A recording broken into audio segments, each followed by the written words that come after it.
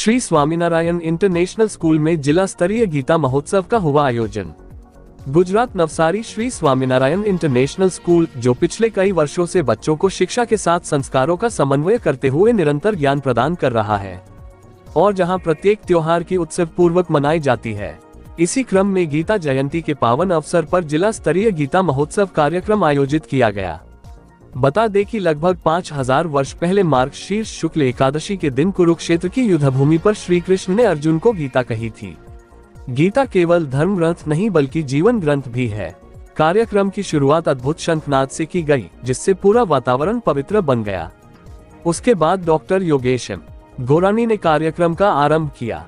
तत्पश्चात कार्यक्रम में अतिथि विशेष की स्वागत विधि के बाद गीता जी का पूजन किया गया, जिसमें वैदिक मंत्रोच्चार गुरुकुल के छात्रों द्वारा किया गया। गीता के मुख्य माने जाने वाले अध्याय 12 और अध्याय 15 का सामूहिक गीता पाठ किया गया, जहां पूरा वातावरण मंत्रोच्चार से अद्वितीय बन गया। गुजरात राज्य संस्कृति बोर्ड के सदस्य अशोक कुमार जोशी द्वारा इस कार्यक्रम पर उद्बोधन दिया गया। बाद में सम्मान और आभार विधि का कार्यक्रम जिला नोडल नवसारी संस्कृत बोर्ड के सदस्य आर.ए. मकवाना द्वारा संपन्न कराया गया।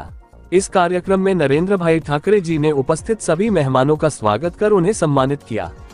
साथ ही जिला शिक्षा अधिकारी नवसारी से पधारे सभी अधिकारी गण, ए.आई. के सभी सदस्य, अन्य संस्थाओं से पधारे प्राचार्य, शिक्षक मित्र और छात्र मित्र उत्साहपूर्वक उपस्थित रहे।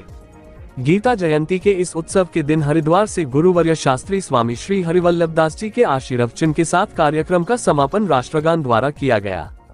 इस पूरे कार्यक्रम को सफलतापूर्वक संपन्न कराने का श्रेय संस्था के मैनेजिंग ट्रस्टी प्रफुल्ल भाई गोंडलिया को जाता है तथा कार्यक्रम को बिना अवरोध के पूरा करवाने में विद्यालय के आचार्य हिरेन भाई उपाध्याय, उपाचार्य भावना बेन नायक तथा समन्वयक आशाबेन, पायलबेन, मनमीतबेन, जीनाबेन सहभागी बने। संस्था, सभी अतिथि अरे सभी लोगों का आभार जताया गया।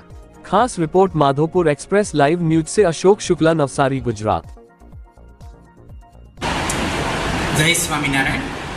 आज एकादशी અને એકાદશીને સાથે સાથે ગીતા જયંતિ, ગીતાજીનો જ્યારે રણની અંદર અર્જુને, શ્રી કૃષ્ણ ભગવાને અર્જુનને જ્યારે બોધ આપવા માટે કીધું, ત્યારે ખરેખર અર્થમાં આપણે એ બોધ ગીતાજીની અંદર જે આપ્યો એ અર્જુન માટે નહોતો પણ આપણા દરેક માટે હતો।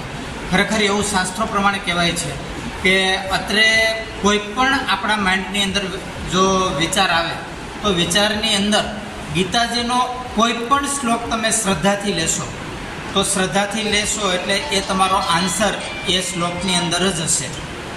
સ્વામિનારાયણ ભગવાને પણ કીધું છે કે ભગવદ્ ગીતાનો 10મા અને 5મા સ્કંદ એની અંદર પણ દરેક ગીતાજીની અંદર નિચોડ આપેલો છે, શિક્ષાપત્રીની અંદર આપેલો છે।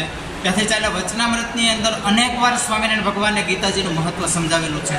એની સાથે સાથે રામચંદ્રજી ભગવાનના અવતારથી લઈ અને શ્રી કૃષ્ણ ભગવાનનો અવતાર થયો ત્યાર પછી 24 અવતાર થયા, તેની અંદર પણ શ્રી કૃષ્ણ ભગવાને ગીતાજીનો સાર કીધેલો છે। તો આપણે દરેક આજે જે જિલ્લા શિક્ષણ તાલીમ ભવન સાથે સાથે આજે ગીતા જયંતિની ઉજવણી કરવામાં આવી છે, તો ત્યારે દરેક નાગરિકને શ્રી સ્વામિનારાયણ ઇન્ટરનેશનલ સ્કૂલ પરિવાર વતી અમે એવું ઉદ્બોધન કરીએ છીએ અને કહીએ છીએ કે ગીતાજીનો કમસે કમ સંસ્થાની અંદર એકાદ શ્લોક દરરોજ જો બાળકોને શીખવીએ તો એક વર્ષની અંદર 200 થી 300 શ્લોક જેટલા શ્લોકો રવિવાર બાદ કરીએ તો આપણે બાળકો શીખી જાય છે।